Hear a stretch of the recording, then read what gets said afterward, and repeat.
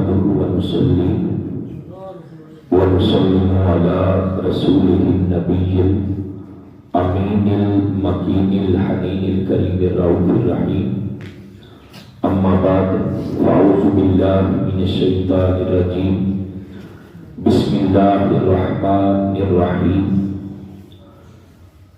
يوم لا ينفع مال ولا بنون إلا من أتى الله بقلب سليم وأزلفت الجنة للمتقين صدق الله العظيم إن الله وملائكته يصلون على النبي يا أيها الذين آمنوا صلوا عليه وسلموا تسليما الصلاة والسلام عليك يا سيدي يا رسول الله وعلى آلك وأصحابك يا سيدي يا حبيب الله الصلاة والسلام عليك يا سيدي يا نبي الله وعلى آلك وأصحابك يا سيدي يا نور الله.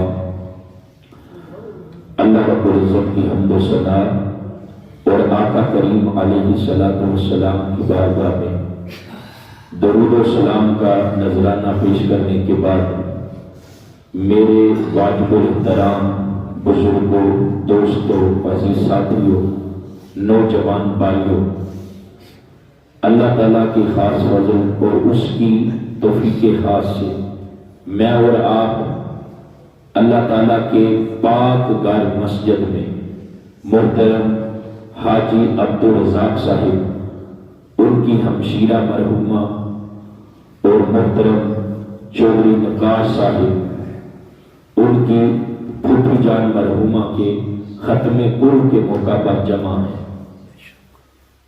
تقریباً 25 منٹ ہے میرے پاس. ان 25 منٹ سے فائدہ اٹھاتے ہوئے چند باتیں اصلاحی میں آپ کی گوش گزار کروں گا. چونکہ ختم کل ہے تو اس کے اندر جو زیادہ مناسب گفتگو لگتی ہے وہ اصلاحی ہوتی ہے. جو آیت مبارکہ میں نے آپ کے سامنے تلاوت کی ہے اس میں اللہ رب العزت نے یہ ارشاد فرمایا، سورہ شعراء کی آیت نمبر 88 فرمایا یوم لا ینفع مال ولا بنون. فرمایا اس دن سے مراد وہ فیصلے کا دن جس کو ہم قیامت کا دن کہتے ہیں، جس کو ہم حشر کا دن کہتے ہیں. فرمایا یوم لا ینفع مال ولا بنون. اس دن یعنی قیامت کے دن یہ جو بیٹے ہیں یہ کام نہیں آئیں گے، جو مال ہے مال ولا بنون. فرمایا یہ مال و دولت یہ کام نہیں آئیں گے. الا من اتی اللہ بقلب سلیم. تو کام کیا چیز آئے گی؟ فرمایا وہ بندہ جو قیامت کے دن اللہ کی بارگاہ میں جو قلب سلیم لے کے آئے گا، وہ قلب سلیم اللہ کی بارگاہ میں اس کے کام آئے گا. قلب سلیم. اب قلب سلیم کس طرح سمجھایا جائے؟ یوں سمجھ لے کہ قلب سلیم سے مراد یہ ہے کہ جو اللہ کی بارگاہ میں سنورا ہوا دل لے کے جائے گا، وہ سنورا ہوا دل اللہ کی بارگاہ میں اس بندے کے کام آئے گا. سبحان اللہ. فرمایا وہ جو دن ہے نا فیصلے کا، یوم لا ینفع مال و بنون، اس دن مال و دولت اور بیٹے کام نہیں آئیں گے. الا من اتی اللہ بقلب سلیم. جو اللہ کی بارگاہ میں سنورا ہوا دل لے کے حاضر ہوگا، فرمایا وہ سنورا ہوا دل اس بندہ مومن کے کام آئے گا. اور اسی کے ساتھ جو اگلی آیت ہے اس میں فرمایا وَأُزْلِفَتِ الْجَنَّةُ لِلْمُتَّقِينَ. اور جنت کو سجا دیا گیا ہے کن کے لیے؟ للمتقین، جو پرہیزگار ہیں ان کے لیے۔ تو 3 آیتیں ہیں۔ پہلی آیت میں فرمایا قیامت کے دن مال و دولت اور اولاد کام نہیں آئیں گے۔ یہ حکم ہے کفار کے لیے کہ یہ جو کفار ہے نا، ان کا مال و دولت ان کے کام نہیں آئے گا، ان کی اولاد ان کے کام نہیں آئے گی، بے شک وہ جتنی مرضی نیکیاں کرنے والی ہو، کیونکہ ان کے پاس ایمان نہیں۔ ہاں، دوسری طرف وہ لوگ جن کے پاس ایمان کی دولت ہے تو وہ اپنا مال جب اللہ کے راستے میں خرچ کرتے ہیں ان کا مال بھی انہیں نفع دے گا، اور ان کے بیٹے، ان کی اولاد اگر نیک ہے، پرہیزگار ہے، تو وہ اولاد بھی ان کے لیے صدقہ جاریہ ہے، وہ اولاد بھی ان کو نفع دے گی۔ تو دوستان محترم، سمجھنے والی بات یہ ہے کہ جب آخرت میں حقیقت میں کوئی چیز کام نہیں آئے گی تو یہ جو ثمرہ ہوا دل، یہ انسان کا یہ جو باطن ہے، یہ ثمرہ ہوا دل اللہ کی بارگاہ میں ہمارے کام آئے گا۔ آج سب سے بڑی جو قباحت ہے ہمارے اندر یہ ہے کہ ہم اپنے باطن کو، اپنے دل کو، اپنے قلب کو سنوارنے کی کوشش نہیں کرتے، ہم صرف ظاہر کو سنوارتے ہیں۔ یہ جو ہمارا چہرہ ہے نا، اس چہرے کو سارے لوگ دیکھتے ہیں، ہم اس کو سنوارتے ہیں۔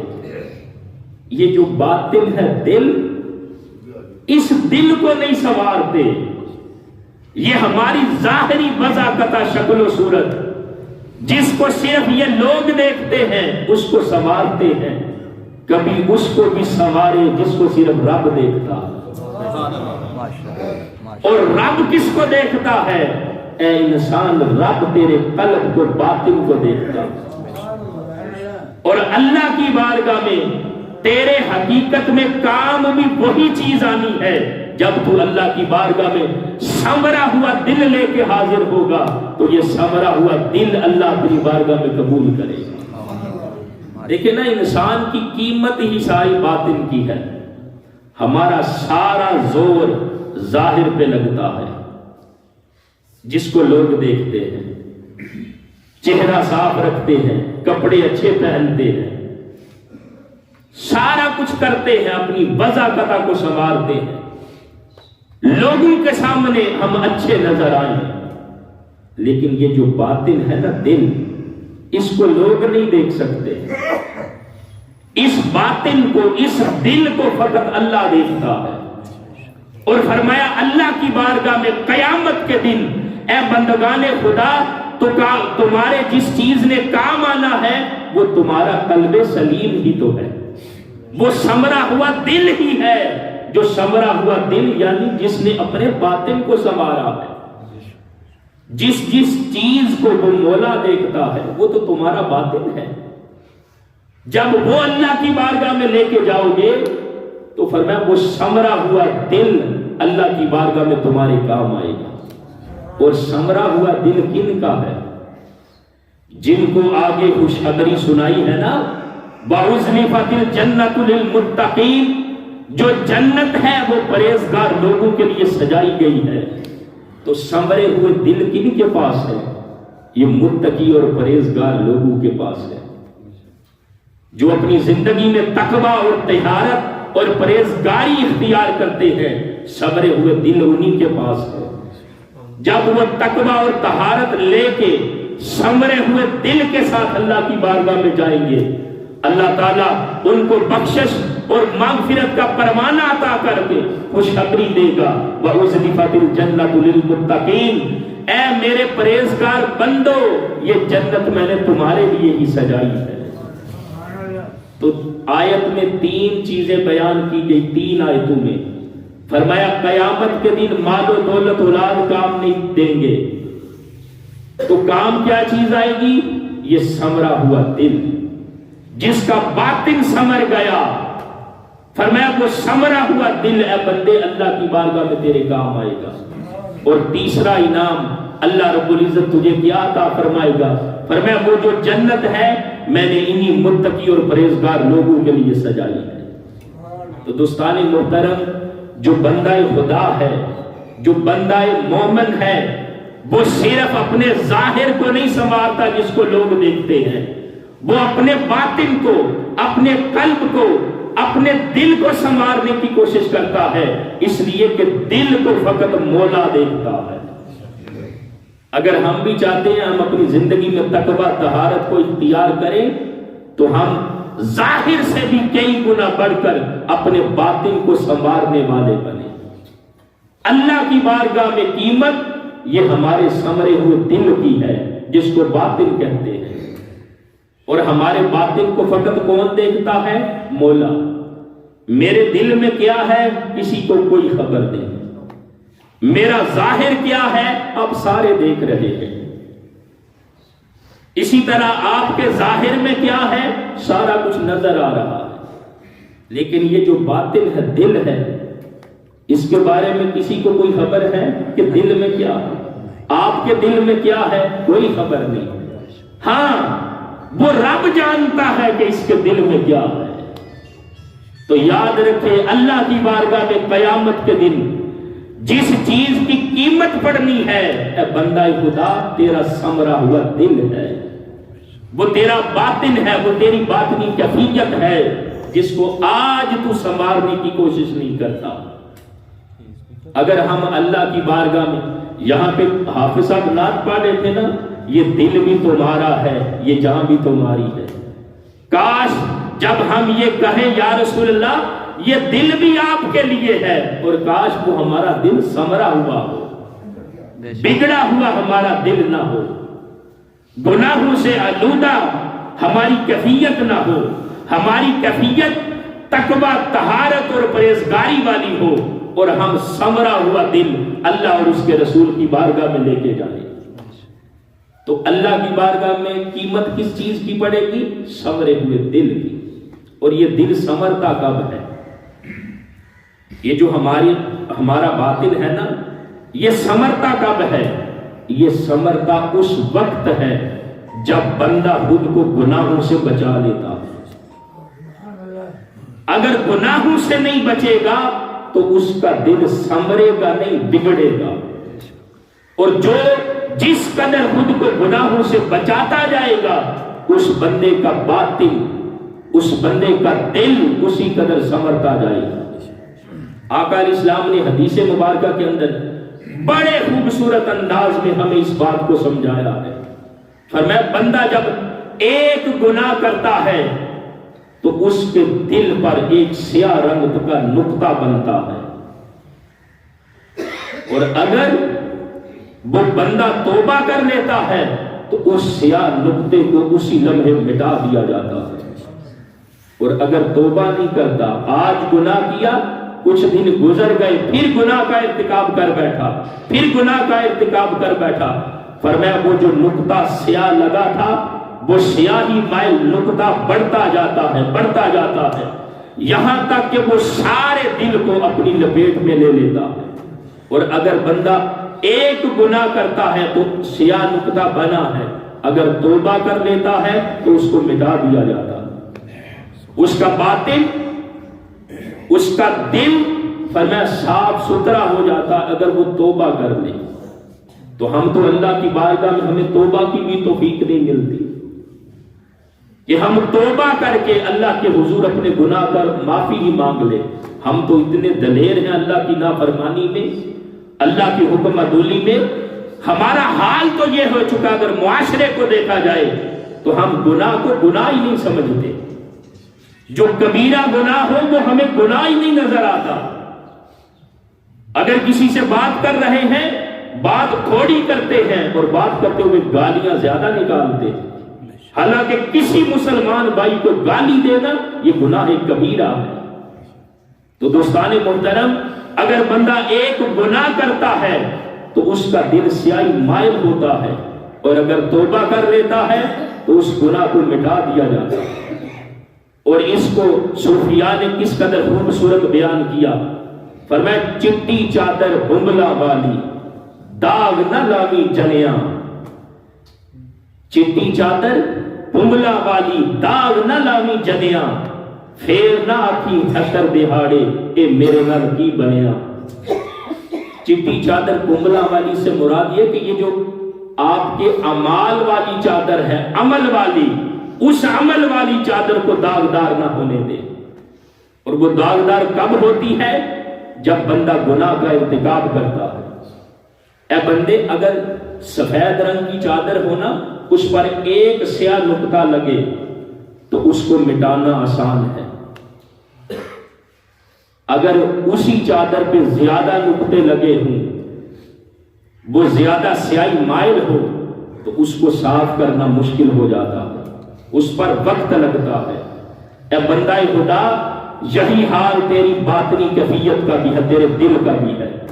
جب تو خدا کی نافرمانی کرتا ہے تو تیرے دل پر سیاہ رنگ کا نقطہ لگتا ہے۔ اگر اللہ کے حضور معافی مانگ لیتا ہے، توبہ کر لیتا ہے، تو وہ معاف کرنے والا ہے، وہ مٹا دیتا ہے تیرے گناہوں کو۔ اور پھر خوشخبری یہ ہے، التائب من الذنب کمن لا ذنب لہ، فرمایا گناہ سے توبہ کرنے والا ایسے ہے جیسے اس نے گناہ کیا ہی نہیں۔ اور ایک حدیث میں تو فرمایا وہ اس طرح ہو جاتا ہے جیسے آج ہی وہ پیدا ہوا ہے۔ جب بچہ پیدا ہو تو اس کے نامہ اعمال میں کوئی گناہ نہیں ہوتا۔ تو فرمایا جو اللہ کے حضور سچی توبہ کرتا ہے، اس کی کیفیت بھی ایسے ہو جاتی ہے جیسے وہ آج ہی پیدا ہوا، یعنی وہ گناہوں سے پاک ہو جاتا۔ تو دوستان محترم، یہ گناہ ہے، یہ اللہ کی نافرمانی ہے جو ہمیں تقوی اور طہارت سے دور رکھتی ہے۔ آپ قرآن و حدیث کا مطالعہ کریں، اتنا اللہ اور اس کے رسول نے احکامات کے اندر سختی نیک اعمال کرنے پر نہیں کی، جتنی سختی اللہ اور اس کے رسول نے گناہوں سے بچنے پر کی ہے۔ ایک بندہ اگر نیک عمل کرتا ہے، نماز روزہ کرتا ہے، سارا کچھ کرتا ہے، وہ دوسری طرف گناہ کا بھی ارتکاب کرتا ہے، دوسری طرف اللہ کی نافرمانی بھی کرتا ہے، تو ہم اس کو نیکوکار نہیں کہیں گے۔ ایک آپ کہیں گے نماز بھی پڑھتا ہے، نیک اعمال بھی کرتا ہے، اس کی زندگی میں تسبیحات بھی ہے، سارا کچھ ہے، لیکن گناہ کا بھی ارتکاب کرتا ہے، تو ہم اس کو نیکوکار نہیں کہیں گے۔ ہاں، دوسری طرف وہ نیک عمل تھوڑا کرتا ہے لیکن ساتھ خود کو گناہ سے بھی بچاتا ہے۔ نیک عمل تھوڑا کرتا ہے لیکن گناہ نہیں کرتا، تو نیک عمل کی وجہ سے ہم اسے نیکوکار کہیں گے۔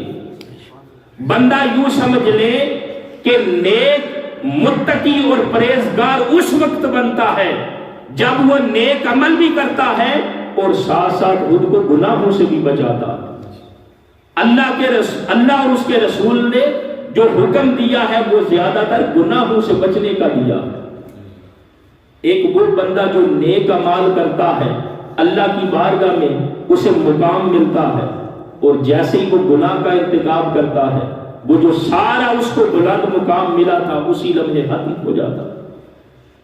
تو دوستان محترم، آج اس دور میں جس چیز کی سب سے زیادہ ضرورت ہے وہ یہ ہے، اگر ایک طرف معاشرے کے اندر ہر طرف عریانی، فحاشی اور بے حیائی کے دریا اور سمندر امڑ آئے ہیں، تو اے بندہ خدا، تو نیک عمل بھی کر لے، بے شک تھوڑا کیوں نہ ہو، فرائض پورے کرنے والا بن جا، لیکن اس سے بھی کئی گنا بڑھ کر تو خود کو اس دور کے اندر گناہوں سے بچانے والا بن جا۔ اگر تو متقی اور پرہیزگار بننا چاہتا ہے، اپنے دل کو تو سنوارنا چاہتا ہے، تو پھر کوشش یہ کر کہ تیری زندگی میں تجھ سے اللہ کی نافرمانی نہ ہو، یعنی تجھ سے گناہ کا ارتکاب نہ ہو۔ اور جو گناہ سے خود کو بچاتا ہے نا، اس کی کتنی عظمت ہے، کتنی فضیلت ہے۔ حضرت ابو الحسن حرقانی رحمت اللہ علیہ آپ فرماتے ہیں کہ وہ بندہ جس کا ایک دن، صرف ایک دن، اس کا گناہ کرنے سے وہ دن، پورا دن وہ بچا رہا، یعنی اس کی زندگی میں صبح کا سویرا طلوع ہوا، دن آیا ہے، اور اس دن کو اس نے گناہ کا ارتکاب نہیں کیا، تو حضرت ابو الحسن حرقانی فرماتے ہیں وہ دن اس بندے کا اس طرح گزرا ہے جیسے اس نے وہ دن اللہ کے رسول کی بارگاہ میں گزارا۔ سبحان اللہ۔ ایک دن جس کا اللہ کی نافرمانی سے بچ کے گزر گیا، ہمارا تو ایک بھی نہیں گزرتا۔ اگر ہم اپنی کیفیت کو دیکھیں، ہمارا حال یہ ہے کہ ہمارے جو دن ہیں وہ گناہوں میں بسر ہوتے ہیں، اور جو ہماری راتیں ہیں وہ غفلت میں بیتی جا رہی ہے۔ جو اللہ نے ہمیں اتنی قیمتی زندگی عطا کی ہے، آج ہمیں اس کی قدر نہیں۔